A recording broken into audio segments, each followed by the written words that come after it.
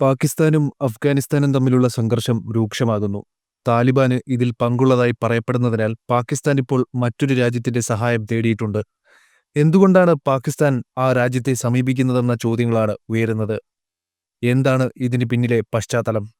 ഞെട്ടിക്കുന്ന വിവരങ്ങളാണ് പുറത്തുവന്നിരിക്കുന്നത്. അഫ്ഗാനിസ്ഥാനും പാകിസ്ഥാനും അയൽരാജ്യങ്ങളാണ്. ഇരു രാജ്യങ്ങളും തമ്മിൽ അതിർത്തി പങ്കിടുന്നുണ്ട്.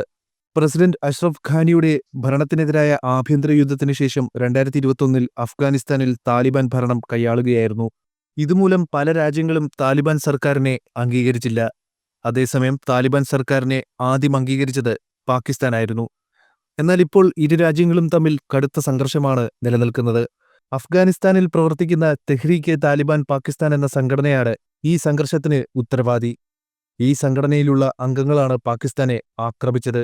ഇതിന് മറുപടിയായി ഡിസംബർ 24-ന് അഫ്ഗാനിസ്ഥാനിലെ പക്തിക പ്രവിശ്യയിലെ ബർമാൽ ജില്ലയിലെ TDP ക്യാമ്പുകൾക്ക് നേരെ പാക് യുദ്ധവിമാനങ്ങൾ ആക്രമണം നടത്തിയിരുന്നു. ഇതിൽ 20-ലധികം സ്ത്രീകളും കുട്ടികളും ഉൾപ്പെടെ 47 പേരാണ് കൊല്ലപ്പെട്ടത്. ഇതോടെ ഇരു രാജ്യങ്ങളും തമ്മിലുള്ള സംഘർഷം രൂക്ഷമായിരിക്കുകയാണ്. കഴിഞ്ഞ ഒരാഴ്ചയായി അഫ്ഗാനിസ്ഥാൻ പാകിസ്ഥാൻ അതിർത്തിയിൽ സംഘർഷം നിലനിന്നിരുന്നു.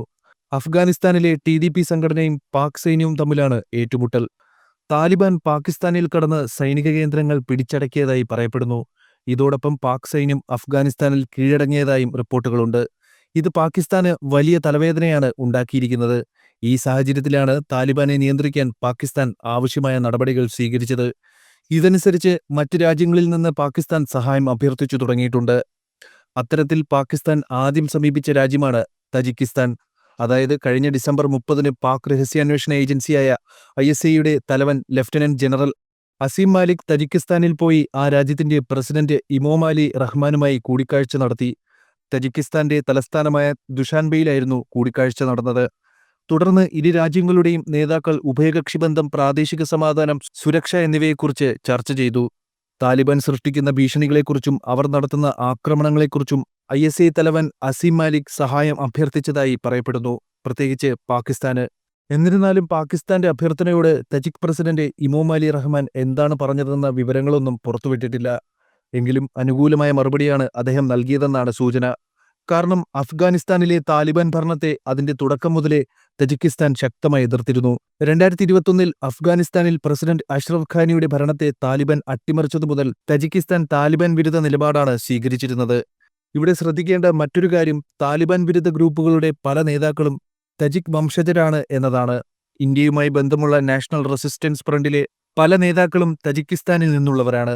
അഫ്ഗാനിസ്ഥാൻ മുൻ വൈസ് പ്രസിഡന്റ് അമ്രുല്ല സാലി ഈ സംഘടനയിലെ അംഗമാണ്. നിലവിൽ NRF സംഘടന സാമ്പത്തിക ആയുധ സഹായത്തിനായി കാത്തിരിക്കുകയാണ്. ഇത് ലഭ്യമായാൽ താലിബാനെതിരെ പോരാടാൻ സംഘടനയിലെ അംഗങ്ങൾ സജ്ജമാണെന്ന റിപ്പോർട്ടുകളും പുറത്തുവരുന്നുണ്ട്. ഈ സാഹചര്യത്തിലാണ് പാക് രഹസ്യാന്വേഷണ ഏജൻസിയായ ISI തലവൻ തജിക്കിസ്ഥാൻ പ്രസിഡന്റ് ഇമോമാലി റഹ്മാനുമായി കൂടിക്കാഴ്ച നടത്തിയത്. ഇതിലൂടെ അഫ്ഗാനിസ്ഥാൻ ഭരിക്കുന്ന താലിബാൻ പാകിസ്ഥാന് സന്ദേശമയച്ചു. TDP സംഘടന ഞങ്ങളെ ആക്രമിക്കരുതെന്നും ലംഘിച്ചാൽ തജിക്കിസ്ഥാൻ വരെ ഞങ്ങൾക്ക് സ്വാധീനമുണ്ടെന്നും അഫ്ഗാനിസ്ഥാൻ ഭരിക്കുന്ന താലിബാൻ അതിന്റെ പ്രത്യാഘാതങ്ങൾ നേരിടേണ്ടി വരുമെന്നും പാകിസ്ഥാൻ നിശബ്ദ സന്ദേശം അയച്ചതായി പറയപ്പെടുന്നു. ഇത് താലിബാന്റെ പുതിയ തലവേദനയായാണ് കാണുന്നത്.